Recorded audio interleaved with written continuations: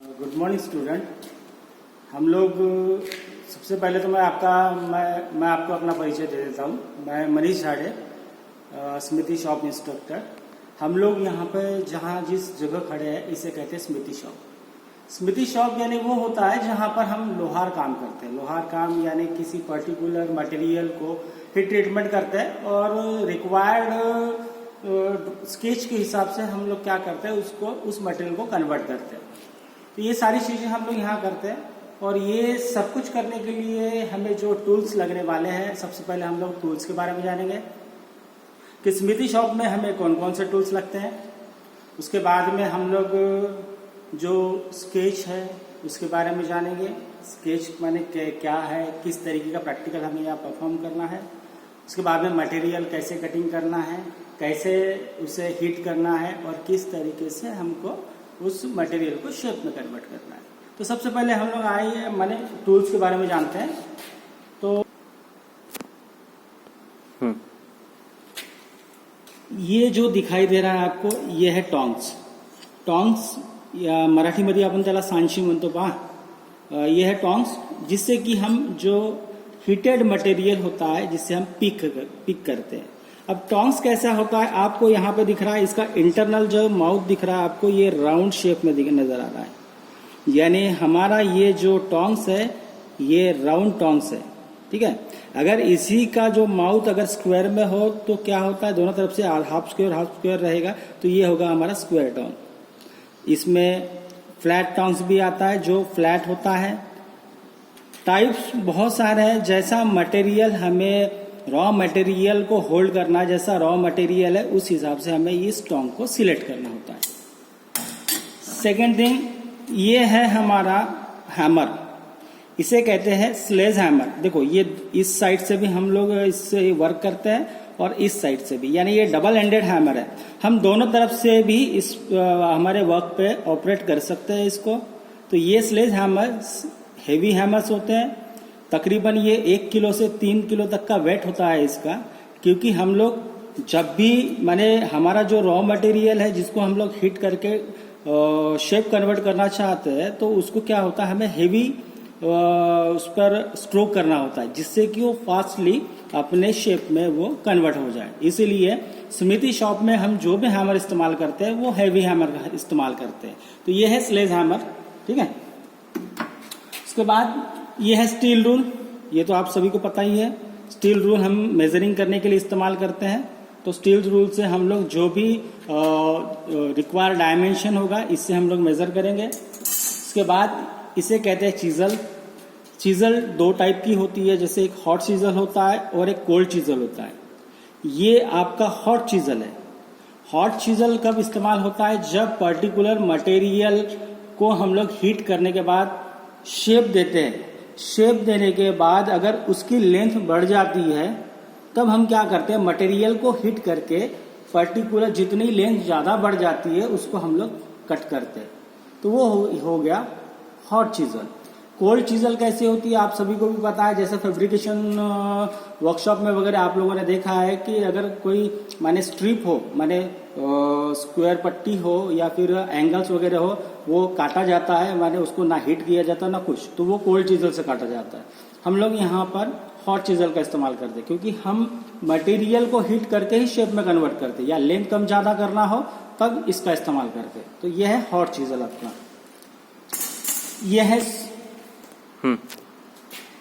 ये हमारा टूल्स, इसे कहते हैं हर्थ यानी ये एक टाइप से फर्नेस ही है जिसमें हम लोग बर्निंग प्रोसेस करते हैं, यानी मेटल को हीट करने की प्रोसेस हम लोग यहाँ करते हैं। इसमें सबसे ये आपको जो ब्रिक्स नजर आ रही है यहाँ ये जो ब्रिक्स है, ये फायर ब्रिक्स है और इसे फायर क्ले से बनाया गया है। और ये जो स्क्वायर पार्ट है जहां पर हम लोग बर्निंग प्रोसेस करेंगे with the help of steep coal, ठीक है। तो यहाँ बर्निंग प्रोसेस होती है, हमारा जॉब जो होता है यहाँ पर हीट होता है हमारा, ठीक है। उसके बाद ये जो रिक्वायर्ड जगह दिख रही है आपको, ब्लैंक जगह, यहाँ पे हम लोग कोल स्टोर कर सकते हैं। जब भी हमको कोल का काम हो तो यहीं से कोल उठा लिए और यहाँ पे हम लोग वर्क के लिए इस्तेमाल कर सकते हैं।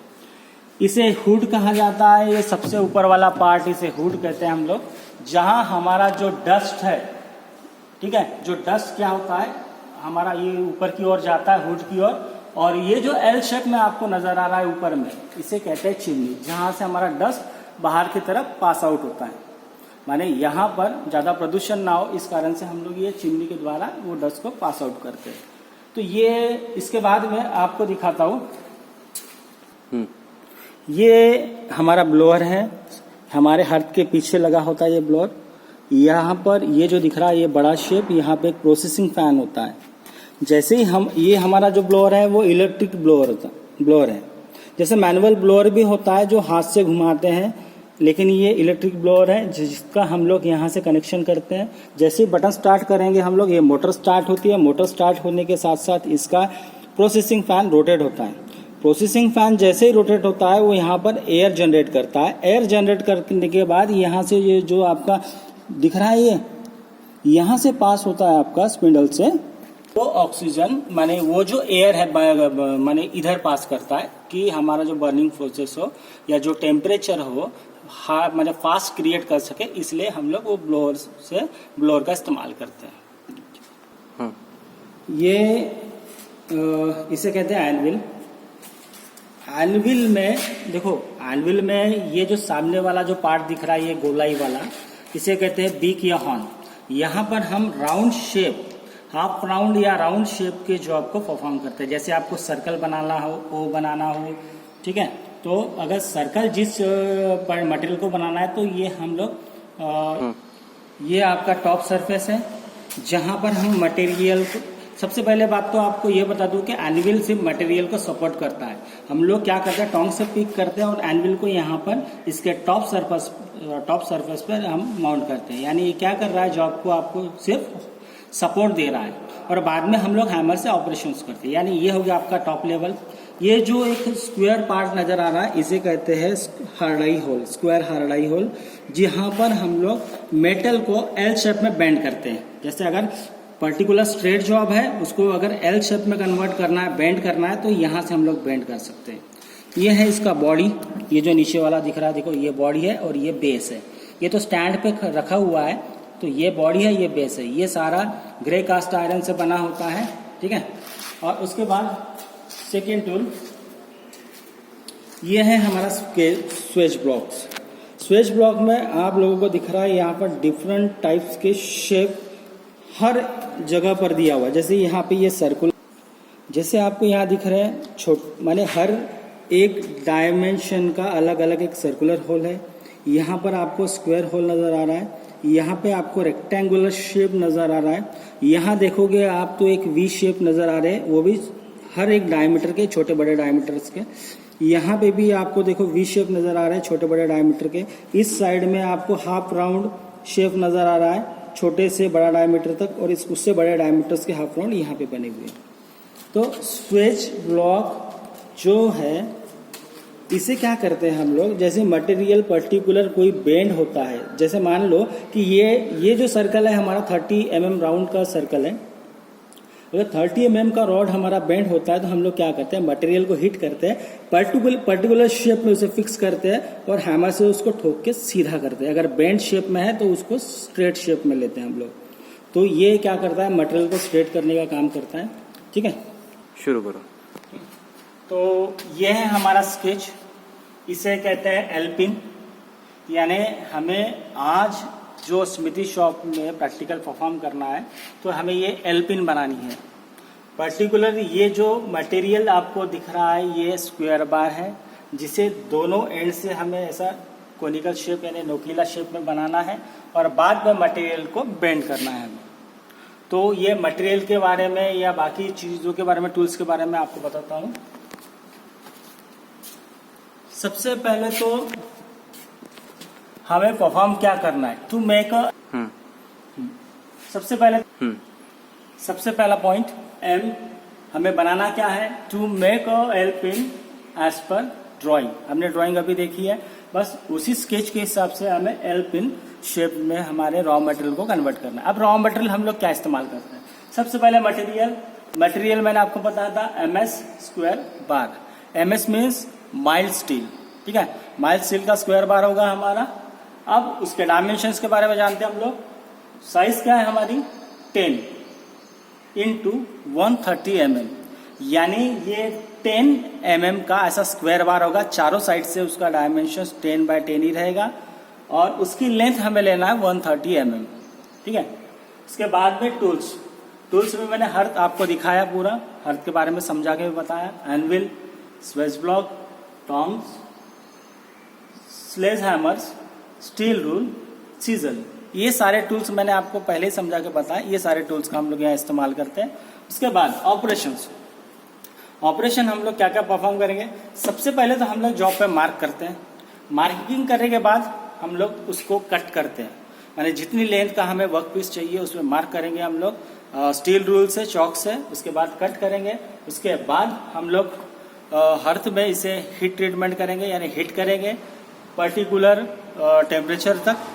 उसके बाद उसको क्या करेंगे, हम लोग एक साइड से पॉइंट बनाएंगे, माने जो स्क्वायर पीस है उसको सामने से हम लोग हैमर करते करते करते ऐसा नोकीला शेप बनाते हुए चलेंगे, यानी एक तरफ से पॉइंट बनाना है।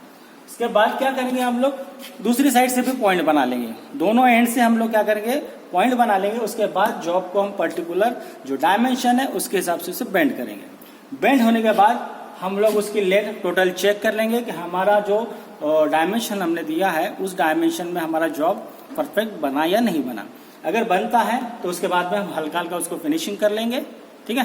फिनिशिंग होते ही हमारा हम जो जॉब बना रहे हैं स्मिथ जॉब में वो इस तरीके से कंप्लीट होता है। लेकिन यहाँ पे नोट भी है, जो हमारा डायमेंशन सारे दिया हुआ है, all dimension are in mm, यानी सारे डायमेंशन जो है वहां लिखा नहीं है, सिर्फ वहां पे आपको नंबर दिया हुआ है 10, 70, 50, 10, लेकिन ये सारे जो डायमेंशन है वो mm में है। ठीक है।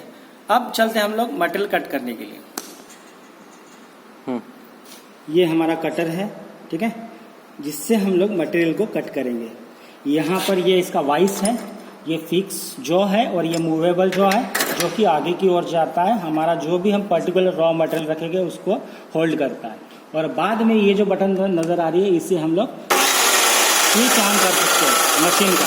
जैसे स्विच ऑन करेंगे इसमें लगी जो ब्लेड है वो रोटेट होती है और धीरे धीरे हम क्या करते हैं, नीचे की ओर लेके आते हैं और हमारा जो रॉ मटेरियल है उसको कट करते हैं। तो रॉ मटेरियल के बारे में बताता हूँ आपको। ये है रॉ मटेरियल हमारा, ये है 10 बाय 10 mm का, इसे कहते हैं हम लोग स्क्वायर बार। ये अभी देखो ये 10 बाय 10 mm है, लेकिन इसका कलर कैसा नजर आ रहा है, ग्रेइश कलर। ठीक है, आगे बताऊंगा इसके कलर के बारे में क्या होता है, क्या चेंजेस आते हैं, तो वो आगे आपको समझाऊंगा। तो अभी क्या करना है, हमें इसका डायमेंशन जो है उसके हिसाब से इसे कट करना है। हमारा डायमेंशन क्या था, 10 बाय 10 इंटू 130 mm, यानी 130 mm में हमें इसे कट करना है। अब कट करने के लिए हम लोग स्केल और चॉक का इस्तेमाल करेंगे। यहां पर हम लोग क्या करते हैं, मार्किंग कर लेंगे 130 सेंटीमीटर, यानी 13 सेंटीमीटर हमने मार्क कर लिया 130 mm। ठीक है, इस तरीके से हमने मार्क कर लिया। अब क्या करते हैं हम लोग, ये मार्क करने के बाद इसे यहाँ पर फिक्स करेंगे हम।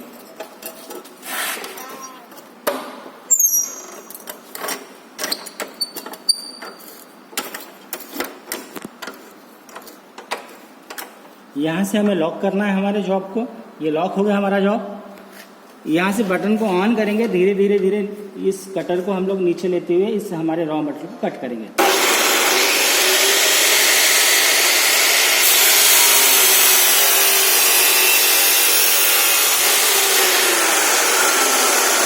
ठीक है, ये हमारा मटेरियल कट हो चुका है 130 mm लेंथ का। ठीक है, ये है हमारा स्मिथ हर्थ है, जिसमें हम लोगों ने क्या किया, अभी सबसे पहले हम लोगों ने क्या किया, कुछ वुडन की स्ट्रिप को हमने जलाया है। उसके बाद में हम लोगों ने कोयला रखा है। कोयला जो हमारा स्टिक कोयला है उसको बराबर ही अपने हिसाब से माउंट किया है और पीछे से हम लोगों ने स्विच ऑन किया। देखो ब्लोअर स्टार्ट किया। ब्लोअर स्टार्ट करते ही क्या हो रहा है कि हमारा ये जो बर्निंग प्रोसेस है एकदम फास्टली हो रहा है, यानी हमें जो रॉ मटेरियल अभी हमने माउंट नहीं किया, रॉ मटेरियल को हमने अभी सिर्फ कट करके रखा है।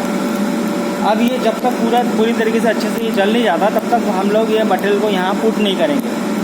उसके बाद कुछ समय के बाद यानी 2-3 मिनट के बाद हम लोग क्या करते हैं, कि जैसे ये शेप है हमारा फर्स्ट एंड, जिसे हमें क्या करना है, एक कोनिकल शेप में ऐसा नोकीला बनाना है, किले जैसा। तो क्या करेंगे हम लोग, यहाँ से इतना पार्ट हम लोग वहाँ पर हिट करने रखेंगे। कहाँ पर? हमारे हर्थ में, ट्यूअर में, सॉरी ट्यूअर में हम लोग हिट करने रखेंगे। और ये अभी कैसे कलर दिख रहा है आपको, ये ग्रेइश कलर नज़र आ रहा है। जैसे जैसे इसका टेम्परेचर बढ़ते चलेगा वैसे वैसे ये अपने शेड में यानी कलर्स में ये चेंज करते चलेगा। अभी ये ग्रेइश कलर है नॉर्मल कंडीशन पर। 100 डिग्री सेल्सियस पर क्या होता है कि ये एकदम डार्क चेरी कलर आता है, डार्क चेरी रेड कलर। उसके बाद चेरी कलर आता है, उसके बाद डार्क ऑरेंज कलर आता है, फिर लाइट ऑरेंज कलर आता है, उसके बाद येलो कलर आता है।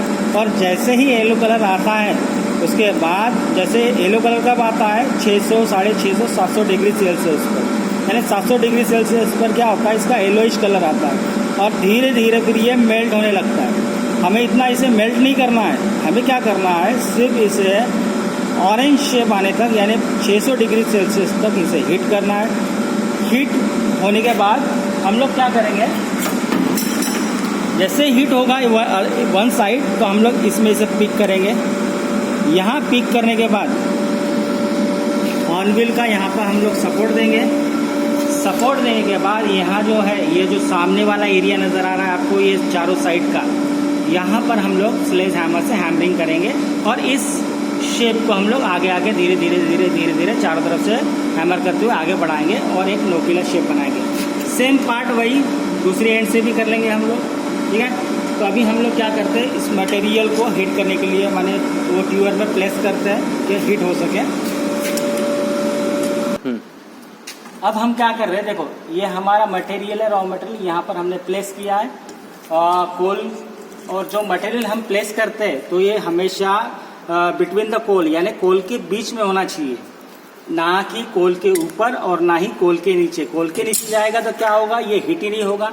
और ऊपर रहेगा तो क्या होगा कि फ्लेम सभी तरफ से डिवाइड हो जाएगी, उसको पर्टिकुलर जो फ्लेम मिलनी चाहिए या जो टेम्परेचर मिलना चाहिए वो टेम्परेचर नहीं मिलता। इस कारण से हम लोग क्या करते हैं, जो हमारा रॉ मटेरियल है उसको हम बराबर हाफ सेंटर में रखते हैं, ठीक है। अभी और ये है जहाँ से मैं अभी स्विच ऑन करने वाला हूँ। स्विच ऑन होते से ही ये ब्लोअर हमारा स्टार्ट होगा और हमारा जो मेटल हीट करने रखा है हमने MS² बार, वो हीट होने के लिए अभी स्टार्ट हो चुका है। और इसे 600 डिग्री सेल्सियस तक हीट होने के लिए कम से कम 5 और 6 मिनट का समय लगता है। उसके बाद हम लोग क्या करेंगे, उसको बाहर निकालेंगे और पर्टिकुलर शेप के हिसाब से हम लोग उसको वर्क करना स्टार्ट करेंगे, ठीक है।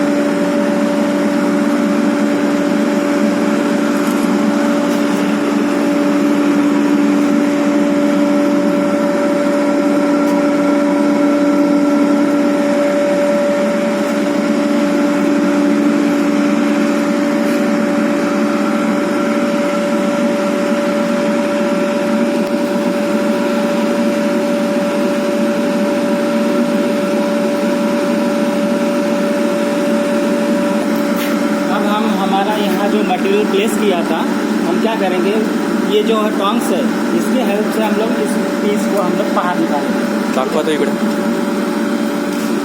ये देखो इसका कलर आपको नज़र आ रहा है, ऑरेंज कलर जैसे इसका कलर आ चुका है। हम लोग क्या करेंगे, यहाँ पर एनविल का सपोर्ट देंगे और क्या करेंगे, ये जो स्लेज हैमर का वन एंड है इसका सामने एंड पर हैमर स्टार्ट करेंगे, लेकिन ये चारों साइड से।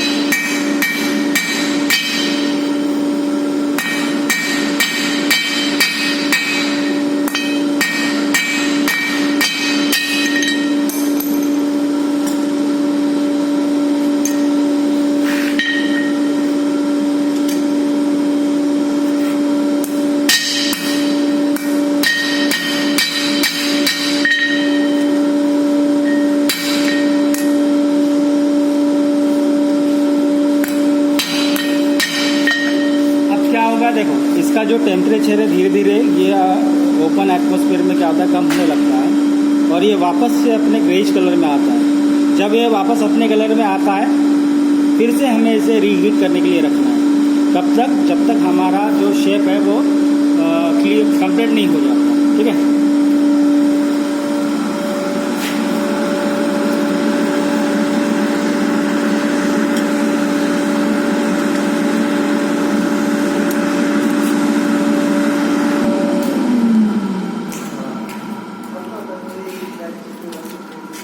वापस से हमने हीट करने रखा था और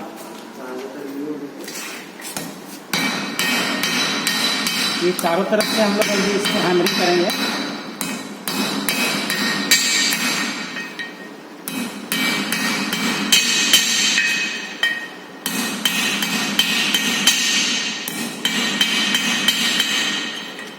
और सामने की ओर ही हैमर करना है, बीच में कहीं नहीं। बीच में हैमर करोगे तो क्या होगा, पर्टिकुलर बीच में गड्ढे जैसा एक शेप नज़र आएगा आपको। इसलिए हमें पॉइंट बनाना है तो फिर सामने की ओर ही हमें हैमरिंग करके चलना है। ठीक है, देख रहे हो ये शेप कैसा था और अभी ये शेप कैसा हुआ है। ये तो वन साइड एंड हमारा ये एक नोकीला शेप बन चुका है और हमें ऐसा ही शेप दूसरी ओर से भी बनाना है, बैक साइड से। अभी ये आगे वाला शेप फ्रंट साइड से बन चुका है, वही शेप हमें क्या करना है, बैक साइड से बनाना है। इसके लिए फिर से वापस हमें क्या करना होगा, हमारे हर्थ का जो ट्यूबर है वहाँ इसे प्लेस करना होगा और वापस से हिट करने के लिए रखना होगा।